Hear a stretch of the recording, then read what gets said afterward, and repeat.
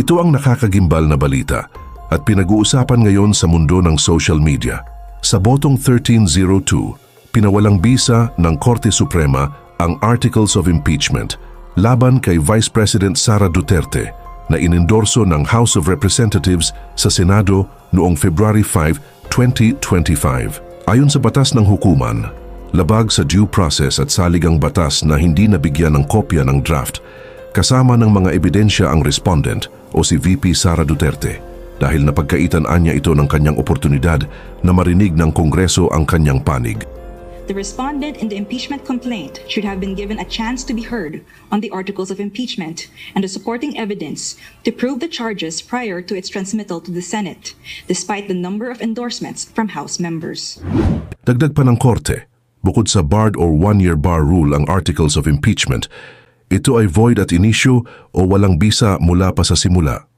Dahil batay sa konstitusyon, isang beses lang maaaring sampahan ng kasong impeachment ang isang impeachable official sa loob ng isang taon. Lumalabas na binilang ng Korte ang tatlong naunang impeachment complaints na inarchive ng Kamara, na ayon pa nga sa kampo ng Vice Presidente ay siyang inupuan ng mga kongresista.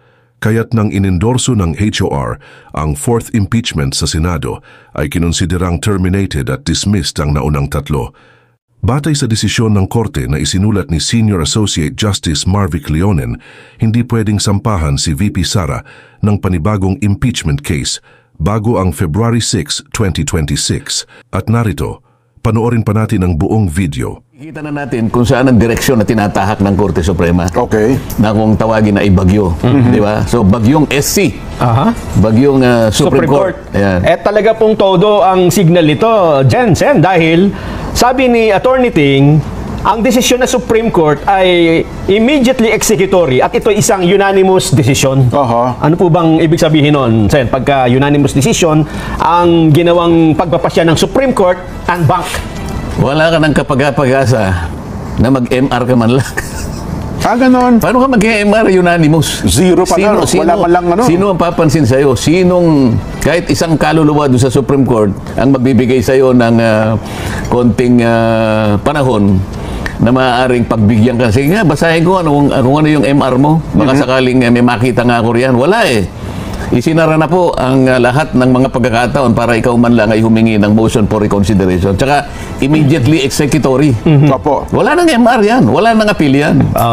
Yun pala yung immediately, walang forthwith. Kundi agad-agad, dapat ipagtapat pa rin yan. Ang liwanag naman kasi kagaya na binabanggit natin, doon sa una pa lang na mga pagtalakay natin dyan, wala talagang, alam mo, ito maaaring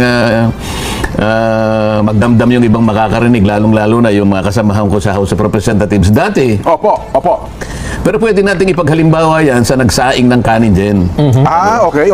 Nagluto. Isip-isipin mo, hilaw na hilaw naman yung kanin. Ganon? Paano mo ipakakain sa Senado yun? Di ba? Hindi ka makakakain kung yung kanin ay hilaw na hilaw din. Halos halos bigas pa eh. Makakain mo ba yun? Ang gusto ko kasi pikit mata yung kakainin eh. Hindi. Kaya nga sinabi ko na sa iyo nun. Kung matutuloy, sinasabi ko nga eh. Ang totoo niyan, yung unang tatlong impeachment complaints, hindi lang hilaw eh. Panis eh. Bakit ka mo? Ganun ba? Kala mo yung pinatagal. Nabinbin eh. Kapag binilang mo yung araw ng pagkakabinbin dyan, hindi siya bababa sa 20 araw. Subukan mo ang isang niluto. Opo. Ay itago mo, hindi sa refrigerator. Ilagay mo lang dyan sa cabinet, pero hindi refrigerator.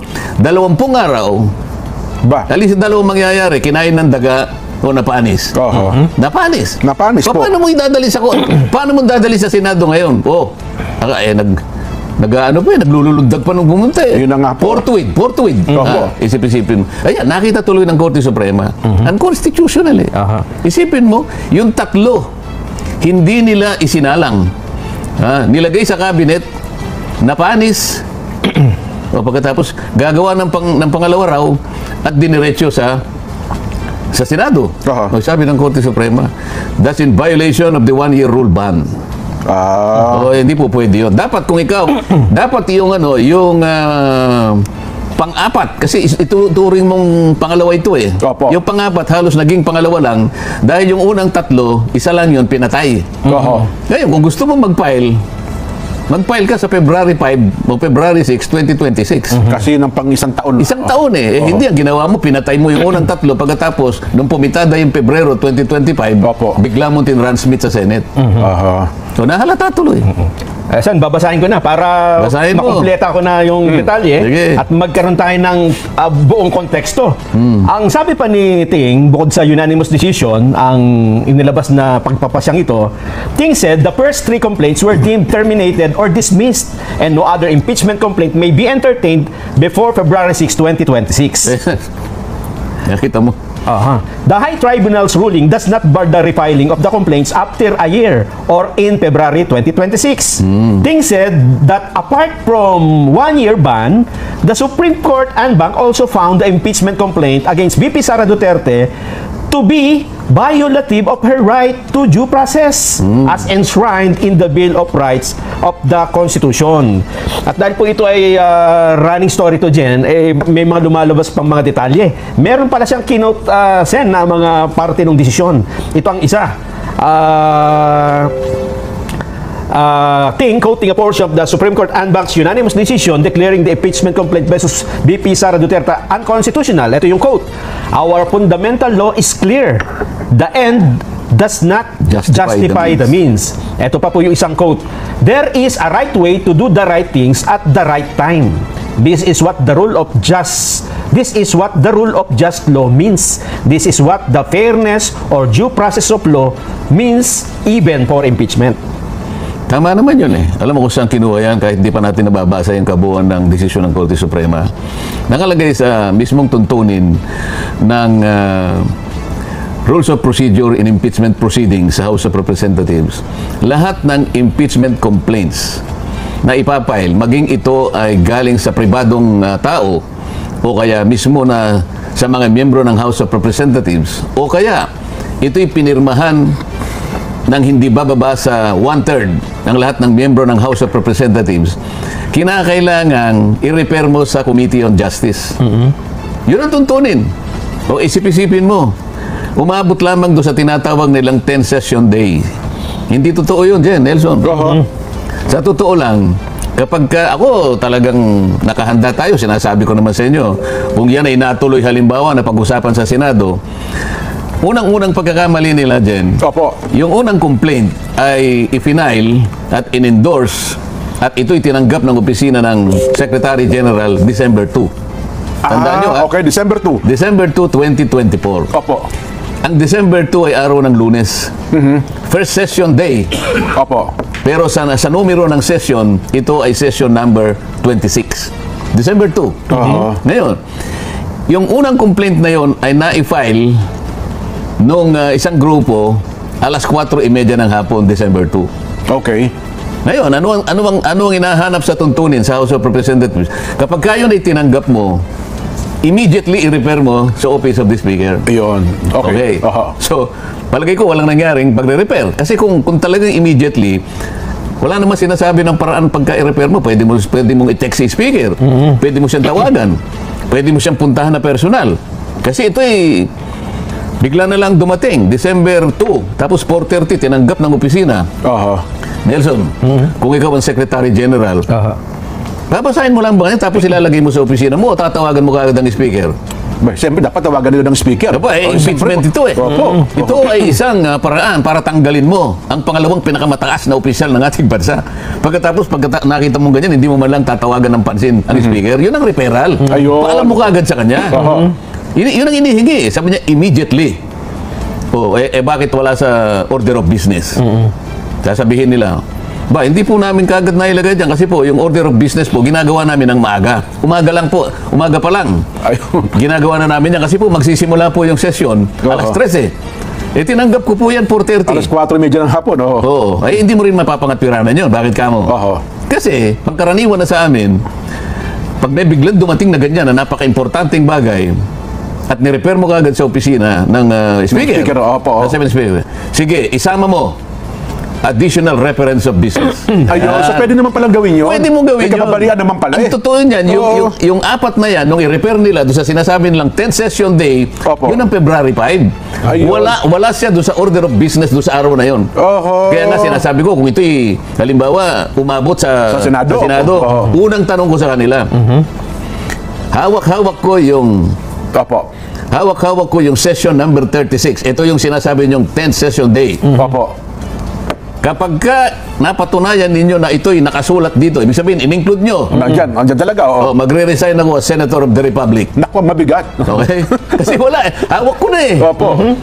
Ah, O eh bakit ninyo ipinangatwiran o pinangatwiranan ninyo na pati sasagot ng Solicitor General eh. Opo. Ha? It was included in the order of business, sabi niya. Ito po yung aming katibayan, Annex A. Halimbawa, ano? Annex A. Session number 36, order of business. Oho. Pagka tinignan mo, wala doon. Saan mo makikita? Sa journal. Oho. Sa journal number 36. Doon makikita kasi additional reference of business. Ayun pala Isipin mo, yun. Oho. balikan natin kamo yung December 2. What is so spectacular about December 2? Kaya nga Pagka po. tinignan mo, dalawang panukalang batas lang ang binasa on first reading. Dalawa lang. Dalawa. Walang masyadong, hindi masyadong busy yung araw na yun. Oho. Yung December 2, ha? Opo. Pangkaraniwan, Jen. Opo, Monday yun. Lalo na yung nag-uumpisa kami yung mga ganito. Opo. Halos 100 ang babasa. Kaya mahaba yung session eh. Yung December 2, balikan mo yun, reviewin mo. Dalawang panukalang batas lang ang binasa. Ilang minuto lang yun na babasahin mo. 3 resolutions, dalawang panukalang batas. Pagkatapos lahat na communications, mga letters from different agencies, to the archives, to the archives, to the archives. Ibig ko sabihin, kapag ka tiningnan mo yung volume ng business na tatalakayin no December 2, 30 minutes tapos eh. Bakit hindi nyo sinama na additional reference of business yung impeachment na tinanggap nyo at 4:30 samantalang yun ay isang napaka-importanting bagay? Doon pa lang. O pagkatapos sumagot yung Solicitor General. Inamin ba naman niya yung 3 kanyang ganun at saka yung pang-4 ay isinama namin sa order of business na pag tinignan mo wala. Ang totoong ginawa nila, considering, sabi niya, considering that the fourth impeachment complaint signed by more than 1/3 of the members of the House of Representatives has been transmitted to Congress, the 3 earlier impeachment complaints have become moot and academic and they were sent to the archives. Alam mo ibig sabihin nun? Pinatay po namin. Pinatay nyo. Kaya nilagay Kaya sa sabi archive. ng Korte Suprema, pinatay ninyo. Ibig sabihin, yung pangalawa, hindi na pwede. You violated the 1-year ban rule. Ayun. Simple. So yun pala yung binabanggit ng Korte Suprema Oo. na nalabag yung 1-year ban rule ng impeachment complaint. Yes. Ayun, oho. Kasi kung yun ay nirepair ninyo sa Committee on Justice, may tumuloy na sana eh. Oho. Walang tumuloy na proceeding kasi walang ni-repair. Walang ni-repair sa Committee on Justice. Oho. Yun ang pinaka-ultimate na destination ng lahat ng impeachment complaints. Oho. Umabot lamang dun sa order of business eh. Pagkatapos in archives, nasaan ang pumunta sa Committee on Justice? Wala, kahit isa. Oho. Yun pala yun. Wala, unconstitutional. Bakit? Opo. Yung dalawang requirements doon, yung i-include mo sa order of business, nakasulat sa Constitution eh. Pagkatapos, in 3 session days thereafter, sabi niya, kapag lumabas nga sa order of business, i-repair mo naman sa Committee on Justice. Aha. Hindi nangyari yun. Yung 4, hindi dumating sa Committee on Justice. Wala sa rules yun eh. Bakit dinala mo sa archives, hindi doon sa Committee on Justice? Kaya pala unanimous yung desisyon ng Supreme Court. Nasa ano ha? Mukhang hindi nahirapan. Mukhang walang pumanig ni isa man. Ni wala bang dissenting opinion? Hindi, pagka unanimous, ibig sabihin Unanimous eh. Talagang, ganun pala. No? Wala. Ganun ka grabe. Oo. Bakit sinabi na walang due process din? Kanina, nabanggit niya. Yes, opo. Ipaliwanag natin bakit walang due process. Bakit po? Hindi nga dumating sa Committee on Justice. Doon mo kasi tatawagin ng Vice President para kahit papano, kung gusto niya mag-appear doon, magpaliwanag, Opo. o magbigay ng doon pa lang, sagutin niya. Walang nangyari. Wala rin ho kasing gano'n, no? Ni isang pagdinig ata sa Committee on Justice, wala pong nangyari. Wala eh. Diniretso agad eh. Marami silang itinago doon sa kanilang tuntunin. Opo. Oh.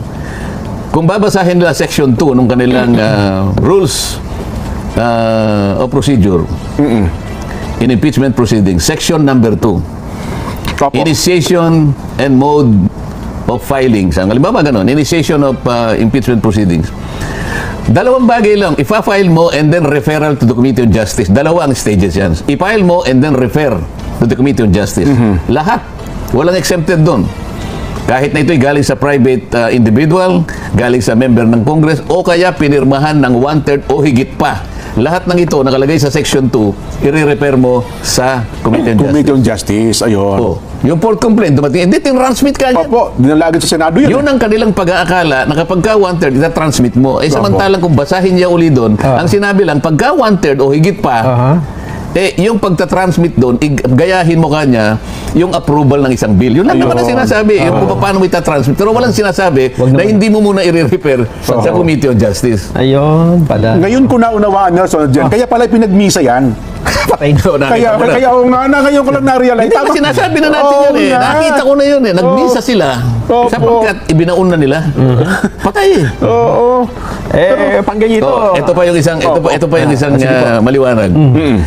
Doon sa pangangatwiran ng Solicitor General, sabi niya, yung po kanyang mga nag-file at nag-endorse ng mga naunang complaints, halos 7 yun dyan eh.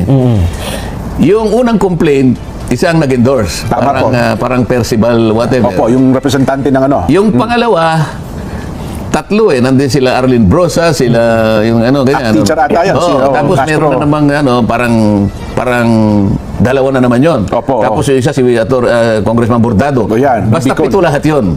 Ang sabi nung Solicitor General, yung nag-endorse nung 3 complaints. Naunang tatlong complaints, Nag-endorse din sila, pumirma din sila Doon sa pang-apat. Ang tanong, so bago nyo tinransmit sa Senate noong February 5, 2025, Opo. itong 7 na nag-endorse nung unang complaint, na nag-endorse din ng pangalawa, ibig sabihin, 2 complaints ang in-endorse. Tama o hindi? Hindi tama po. Technically, Hindi violation talaga. Dahil isa lang talaga eh. Isa lang talaga isang ano. So, nagpasilo sila sa sarili nilang ano eh. Inamin ng Solicitor General. Ito po kanya, pinakita pa yung yung pirma dun sa Opo, yung mga pinirmahan po nila, yes. yung signature page nung pang-apat. Ayan po kanya. Ayan po kanya. Ginawang exhibit pa eh. O, di ibig sabihin, kung ako ang Korte Suprema, di malinaw yun. In-endorse mo rito, nag-endorse ka dito. Di kayong 7 kanya na endorser, bago pa dumating sa Senate, kasi pinirman eh. Maliwanag na kayo. 2 beses nag-endorse ng impeachment complaint. Paano kayo mag-endorse ng 2 within 1 year? Hindi pwede. Sayang, ano? Ang alam ko, sa hearing yung sa Senado, dapat ibubulgar itong mga ito, no? Pero nandyan eh. Desisyon na Supreme Court. Ang totoo niyan, bago sana mapunta dyan, ang yung mainit na usapin, paano mo itatawid? Di ba? Isa pa pong issue yun, no? From 19 Congress to 20th Congress. Talaga yun. At nakahanda naman tayo, kahit saan mo isakay. Anong ginamit mo? Submarine, halimbawa? Aeroplano? Hindi na makita, kasi ilalim ng dagat, O nilangoy mo? Baka boring machine po ginamit. Dinahin sa ilalim ng lupa, eh. Kaya nga. Boring machine na. Pero matutuntun natin, ha? Basta sabihin mo lang kung paano mo itinawid.